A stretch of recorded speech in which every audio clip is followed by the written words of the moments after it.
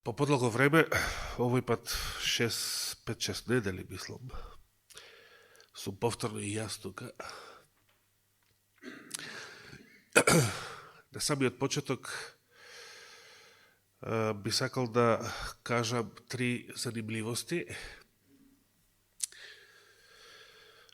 Дали забележавте, оваа недела беше премногу воочливо да не се забележи.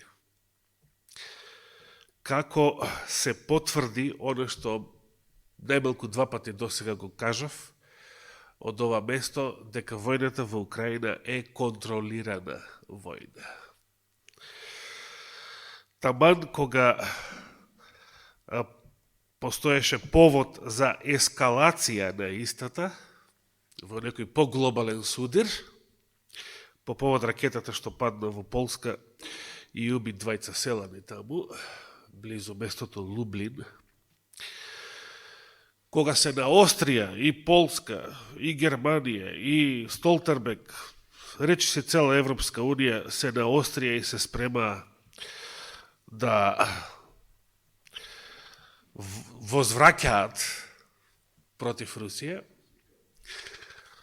господарите на овој свет притисна едно копче, што се вика Џо Бајден, и тој самиот со месеци наназад лаеше против Русија, ама сега мораше да ја спушти топката на земја. Ја не знам дали ракетата била руска или украинска. И да беше руска, он ќе мораше да излаже дека е украинска. Целта е да се смири топката. Ситуацијата е под контрола. Нема светска војна. Нема да паѓаат нуклеарки.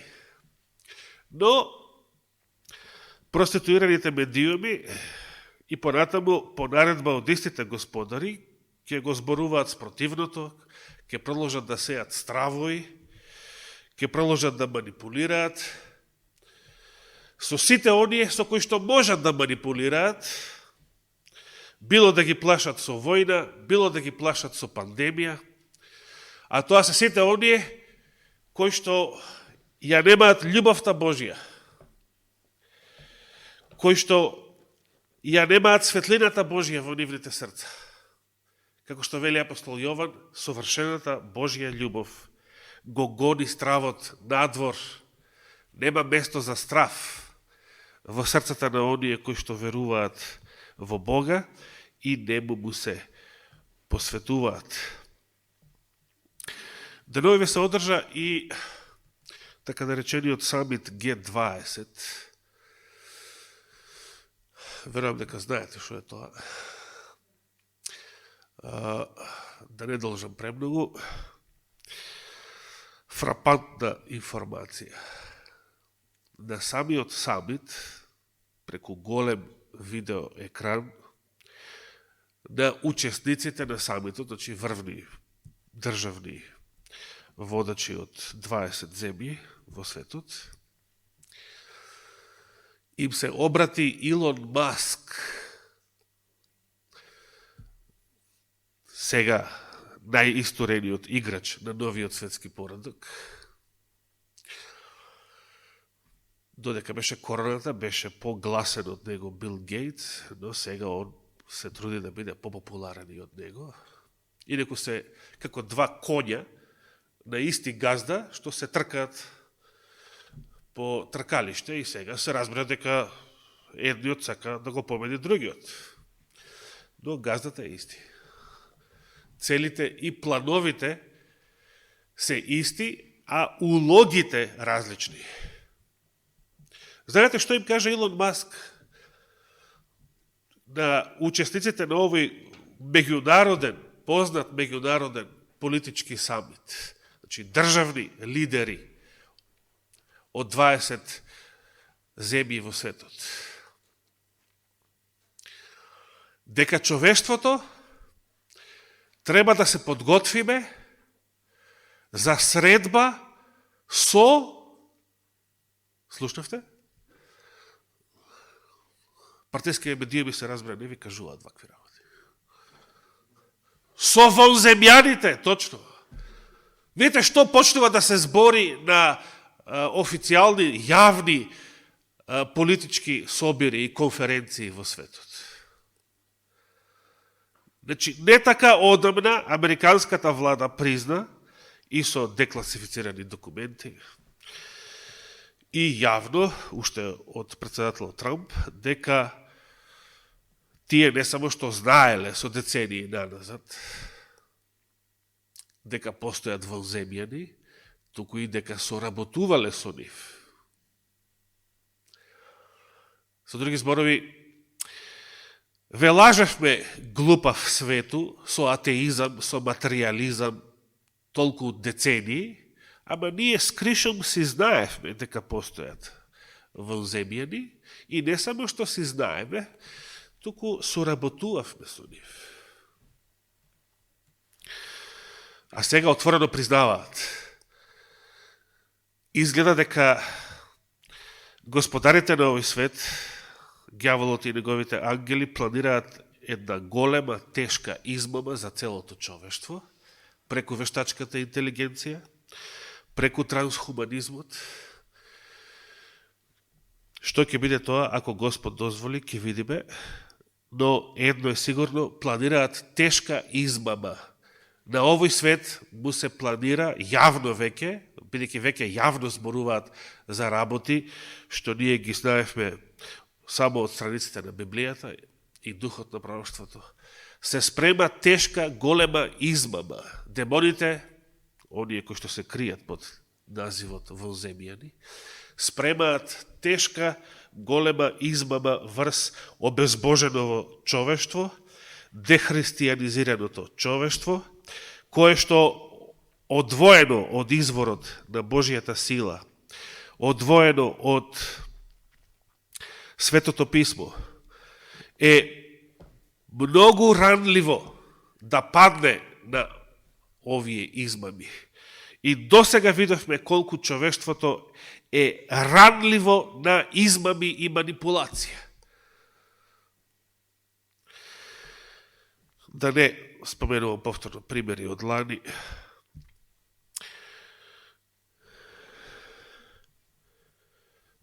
И дали забележавте еден трет настан, кој што малку порано се случи во октомври, на Светската екуменистичка конференција во градот Астана во Казахстан. Да, Зоран веќе погоди. Замислите, ова исто така помина некако нечујно и незабележливо или со многу мал публицитет од страна на медиумите. Се разбира, знаеме зошто, доминира војната, доминираат некои други теми.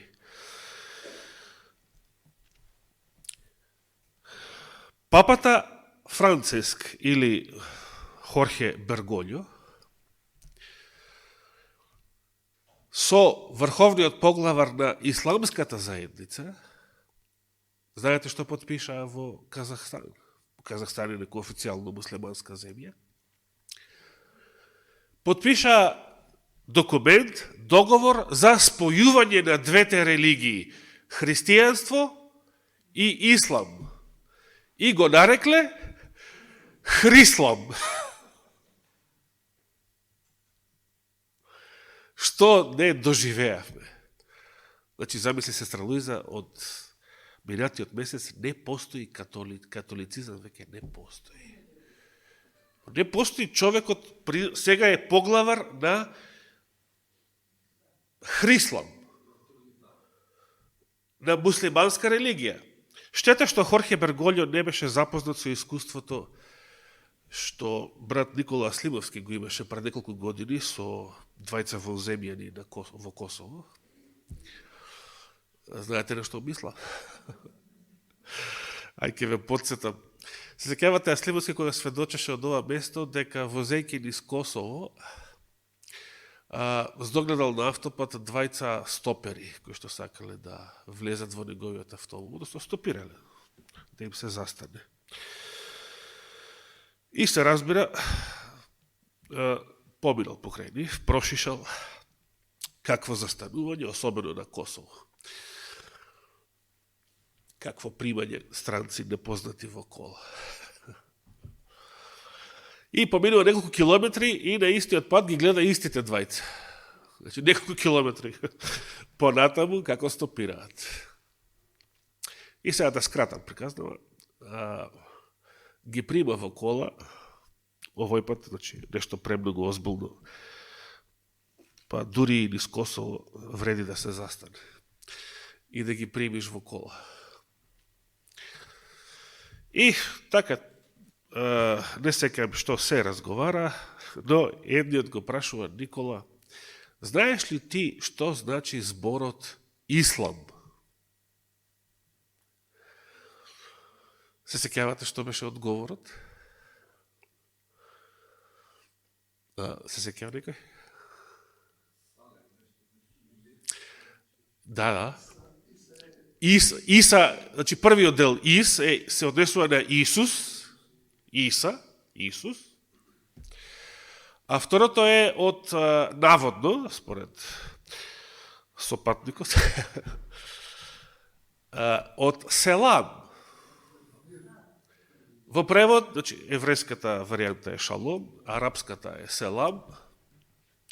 Во превод, ислам, мирот Исусов. Исусовиот мир. Сега, дали тоа е навистина потеклото на тој збор, на тоа име, не знам. Но, јас се сеќавам како реагираше Аслемовски кога нас ни го кажа тоа и кога му го рече тоа, што значи ислам, овој сопатников, мистериозниот сопатник. А мислам дека кажа дека откако му го кажал тој одговорот, се не се сеќавам како беше, дали онака исчезна во ветар, или двајцата, или се ги симнал некаде, не се сеќавам како беше тој дел. Ја мислам дека беше исчезна, да, уште во автомобилот. Но се сеќавам Никола тука, кога кажуваше тоа, реагираше вака.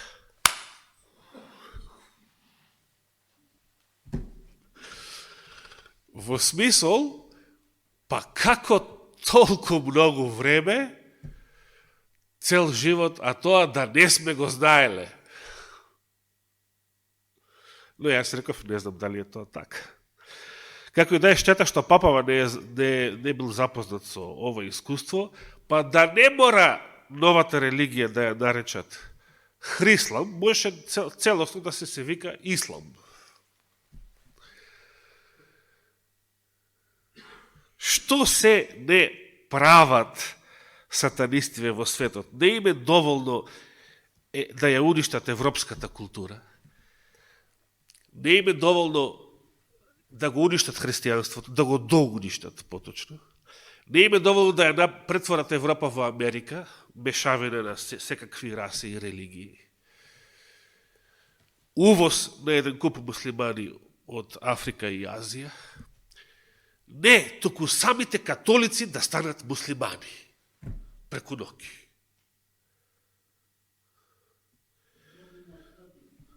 Знам, слава на Господа, ние се осведочивме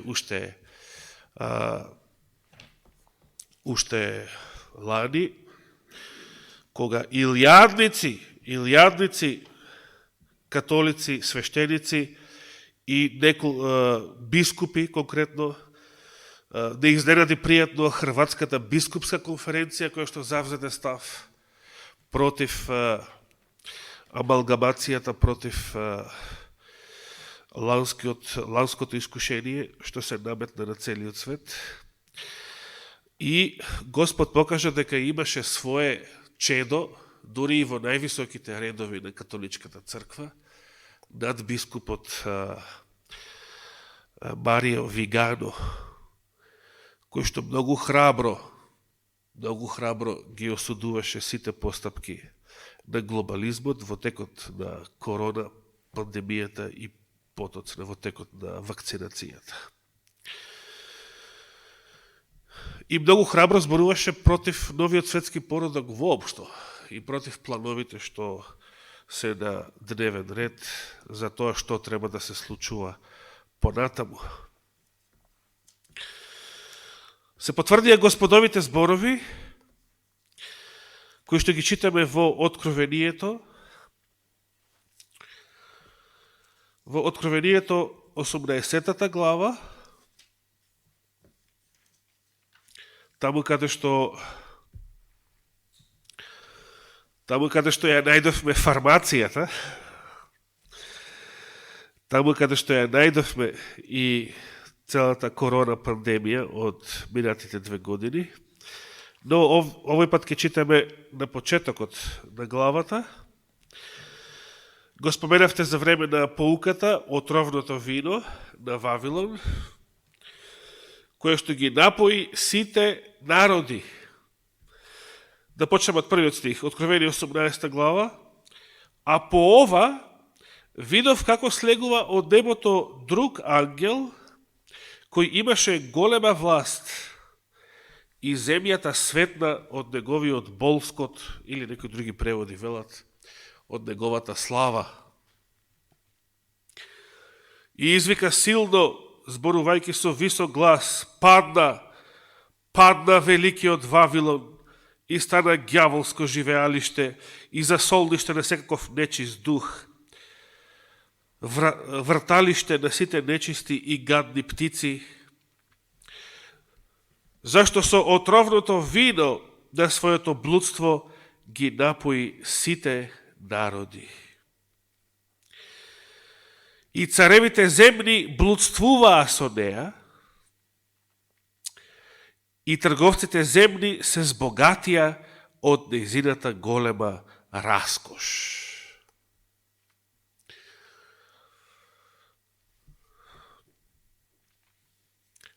И четвртиот стих е оној посебно интересен.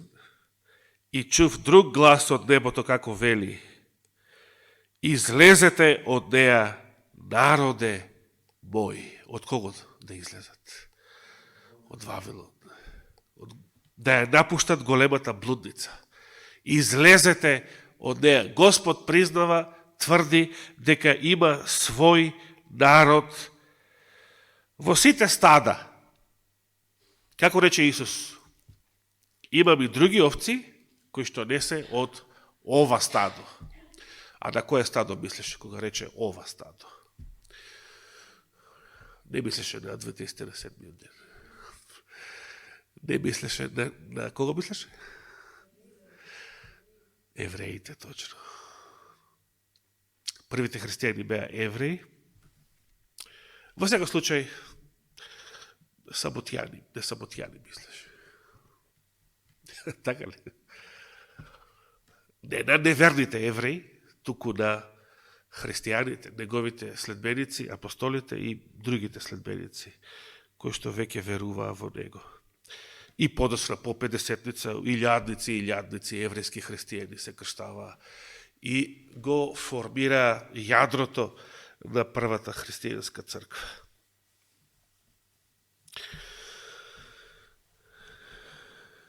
И имам овци и во други стада. И Господ ветува дека ќе ги соедини сите негови овци од сите стада во едно стадо и еден пастир. Така пишува или не?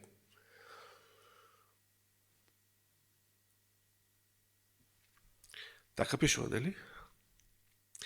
Јован 10 глава. Исус добриот пастир. Сега, обркајќи се на Вавилон,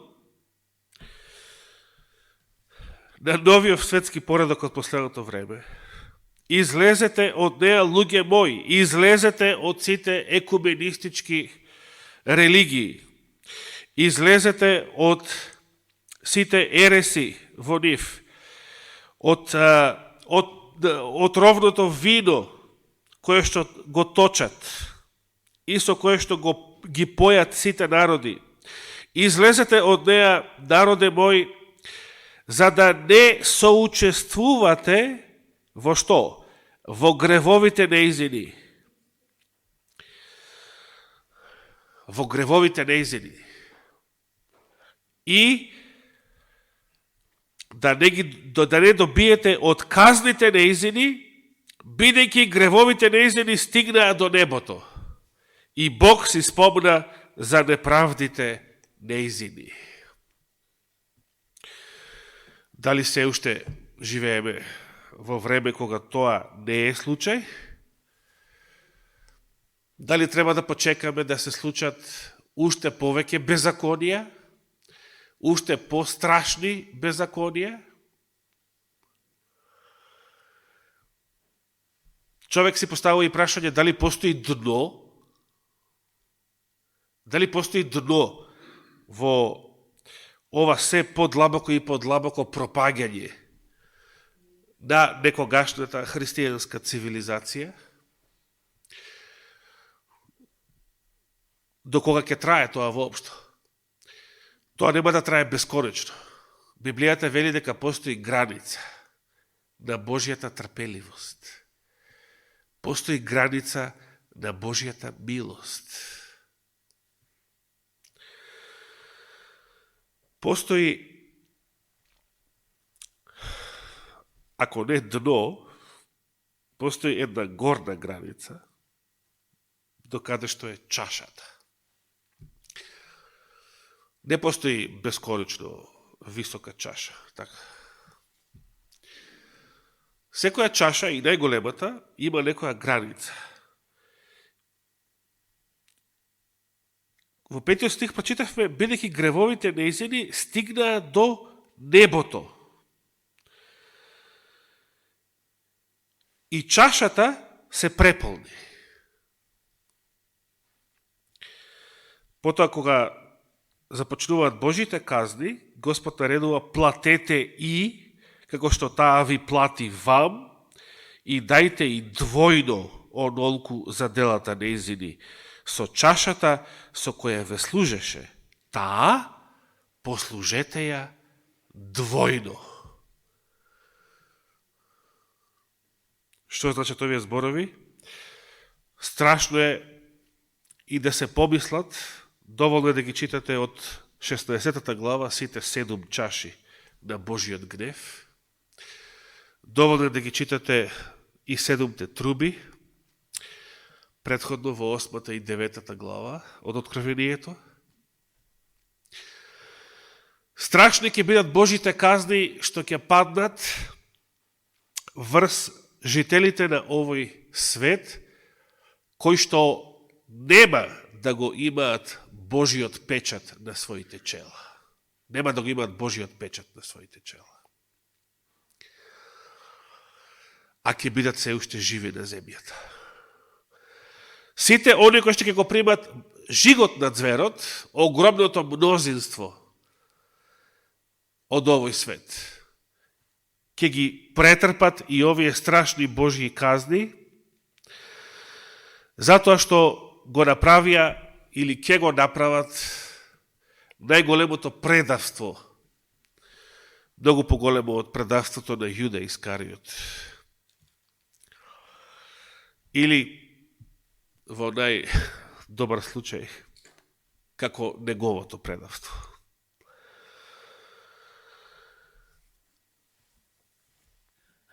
Само оние кои што ќе го носат Божиот печат на своите чела, ќе бидат заштитени во тие најстрашни катастрофи што ќе го погодат оваа планета. Да додадам само уште еден стих, овој пат од трубите. 9 глава, почнуваме од првиот стих, Откровение 9 глава, почнуваме од првиот стих. Затруби и петиот ангел, а тоа е првото од трите зла, кои што се најавуваат предходно. Затруби и петиот ангел и видов звезда како падна од небото на земјата и беше даден клучот од кладенецот на бездната. Па го отвори кладенецот на бездната и од кладенецот излезе дим како дим од голема печка. Сонцето и воздухот потемнеа од димот на изворот. И од димот се појавија скакулци по земјата и им се даде власт каква што имаат земните скорпии. И им се рече да не ја повредуваат тревата по земјата, ниту какво и да било зеленило, ниту некое дрво, а кого само? А само оние луѓе кои немаат печат Божии на челата своји. Темата за Божиот печат, темата за последниот остаток, или како што во поново време се вели, последната генерација, тоа е суштината на адвентизмот. Но, новата теологија која што ровари и внатре во адвентистичката црква, го негира тој темел, таа основа на историскиот адвентизам.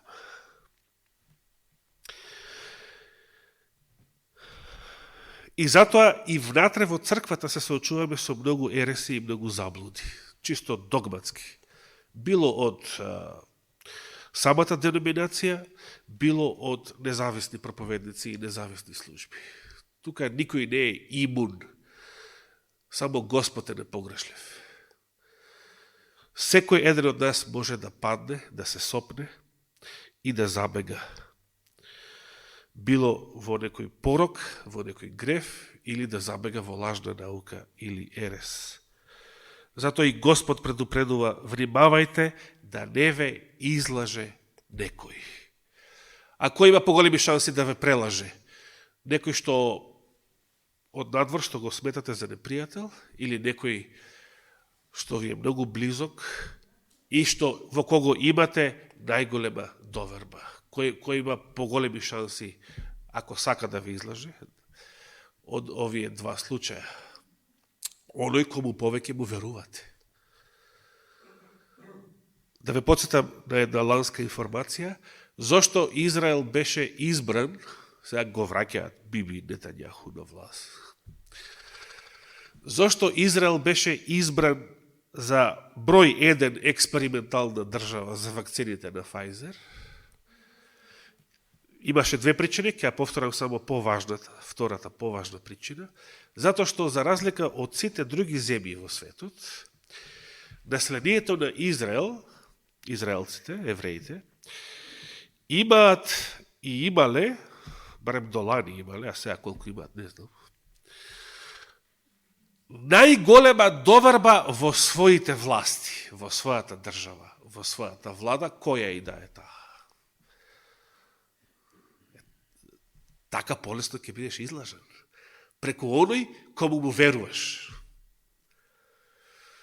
Јас ќе продолжам со оваа проповед и следната сабота. Проповедта има наслов Кому да веруваме. Информациите што ќе ги споделам следната сабота имаат врска со проповедта што ја одржа брат Вања во Белград на Есенскиот собор на 8 октомври годинава, каде што беа некои наши тука присутни. Јас ви препорачувам да ја гледате таа проповед, може лесно да ја најдете на каналот Христијанска адвентистичка црква Београд, на YouTube каналот.